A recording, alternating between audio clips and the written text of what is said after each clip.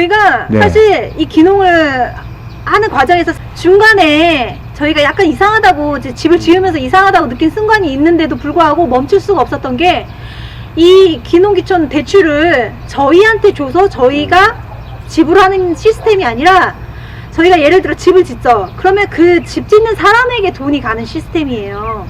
내가 받는 대출인데 내 통장으로 돈이 들어오지 않고 내가 지불해야 되고 땅 주인 건물 지은 건설사한테 돈이 가버려요. 그러니까 중간에 이상해도 내가 좀 그만 두고 싶을 때도 그만 둬지지가 않고 그냥 시행해버려요. 야, 그런 분들이, 그런 부분들이 너무 아쉽고, 그리고 사전 사후 관리가 지금 전혀 안 되고 있어요. 왜냐하면 지자체에서는 이제 이렇게 저희처럼 이미 빚진 귀농인은 더 이상 돈이 안 되잖아요. 돈이 되지 않는 귀농인은 없는 귀농인이나 마찬가지다 보니까 사후 관리를 전혀 해주지 않아요. 이제 쓸모가 없다 이거네요? 네, 나 몰라 기록이 안 해요. 돼. 아니, 그래서 그런 사전 사후 관리만 해줬어도 네네. 이렇게까지 심하게 당하지는 않았거든요, 저희가. 네네. 중간에 좀 그만둘 수 있는 기회도 몇 번 있었는데 그 대출을 막을 수가 없어요. 그리고 중요한 거 이 분들이 저희 보면은 이제 집을 다 짓지 않고 준공을 내고 가버려서 안 왔어요. 그러다 보니까 지붕 벽 바닥만 있다고 집이 아니잖아요.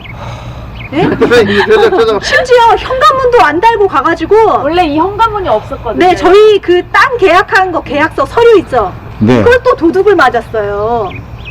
되게 웃기죠, 선생님. 상관이 없어서. 네? 땅 계약서? 그냥 미닫이분만 하나 있는 상태에서 누가 들어와서 갖고 갔죠. 네. 그러니까 땅 계약서나 이런 것들을 우리가 고소 고발할 때 쓰일 증거들을 이야. 그걸 훔쳐간 거예요. 그게 나한테는 소중하지만 남한테는 쓰레기나 마찬가지거든요. 근데 그걸 훔쳐간 도둑이 저희 집에 들어갔고 계속 그리고 막 전선들 밖으로 다 삐져나와 있고 이런 거 저희 초기에 전국방송에 방송된 거 보면 다 나와 있어요. 현관문도 없고 뭐 아무것도 없는 상태에서 어떻게 살 수가 있겠어요. 도둑을 계속 맞으면 살 수는 없잖아요. 또 여자들 살고 그러는데. 아니 그러니까 내가 대출을 받아서 집을 질 거 아니에요. 그래야지 이걸 제대로 져줘야 건설사한테 돈을 주고. 마무리를 제대로 해야 할 거 아니에요. 그게 아니에요. 그게 안 되고 그냥 넣어버리니까 저희는 그래서 그 하자가 있는 집에서 우리 집에 하자 있으니까 해달라 계속 내용 증명 보내도 응답도 없어요. 준공 그냥 그러니까요. 네. 현관문도 완성이 안 없는데 되고 내줄 그냥 거고. 와서 완공을 예. 해줘버려요. 아니 어떻게 지붕이랑 벽이랑 바닥만 있는 집을 준공검사를 해줄 수 저는 너무 와, 이게- 상식적이지가 않고 막 전선이 다 빠져나와 있어갖고요. 저희 샤워하다가 감전당할 뻔했어요. 아 찌릿찌릿하길래 아 내가 몸이 많이 안 좋나? 많이 안 좋아. 진짜 그랬거든요. 아 내가 몸이 많이 안 좋나 봐. 막 이렇게 얘기했는데 그 달 저희 전기세가 90 얼마가 나왔어요. 전기가 그래서- 누전되는 거예요? 막? 네. 그래서 그 한전에서 전화가 왔어. 왜 전기를 많이 쓰냐? 우리를 혼내. 아니 무슨 집에서 전기 이렇게 많이 쓰냐고. 거기 알고 보니까 누전됐던 거예요. 당신들 죽을 뻔했다고. 그렇게 날림 공사를 하더라도 그걸 나요? 어떻게 할 수가 없잖아요. 네. 근데 중요한 건 그런 집에서 살 수가 없으니까 저희가 계속 또 추가로 돈을 들여가지고. 보수를 해야지. 예, 근데 보수. 또 좋은 건축업자, 좋은 건설사도 혹시 있을지 모르겠으나 저희가 찾지를 못하여서 이제 건설사에 맡겼는데 뭐 전선 정리해주면 뒤에 창고 지어야 돼. 응? 창고를 줘.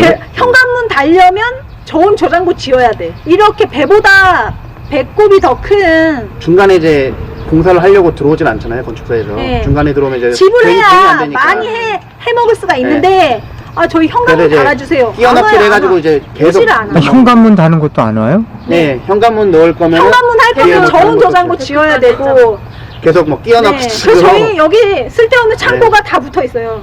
그래서 저희가 빚이 10억이 넘었습니다.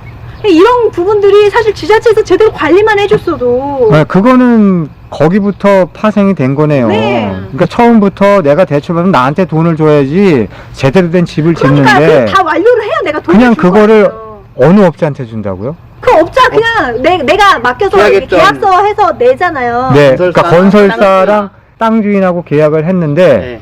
그럼 그 돈을 땅 주인한테 바로 다이렉트로. 토지값 주고 예. 그 다음에 건설비는 또 건설비는 건설자한테 예, 주고 이렇게 해버린다는 거예요?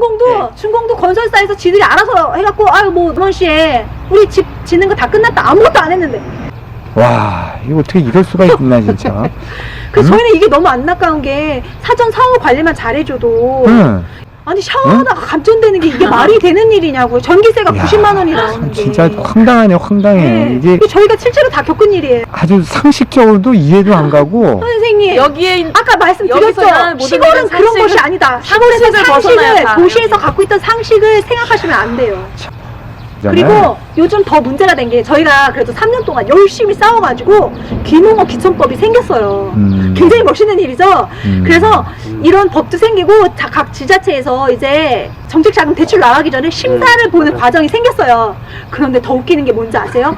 그 심사를 해. 그때 또 사람들이 들어와서 심사 봐요. 아, 그 사람들 들어오면 다 그 사람들 입김에 의해서 다 맞아요. 되는 거잖아요. 네.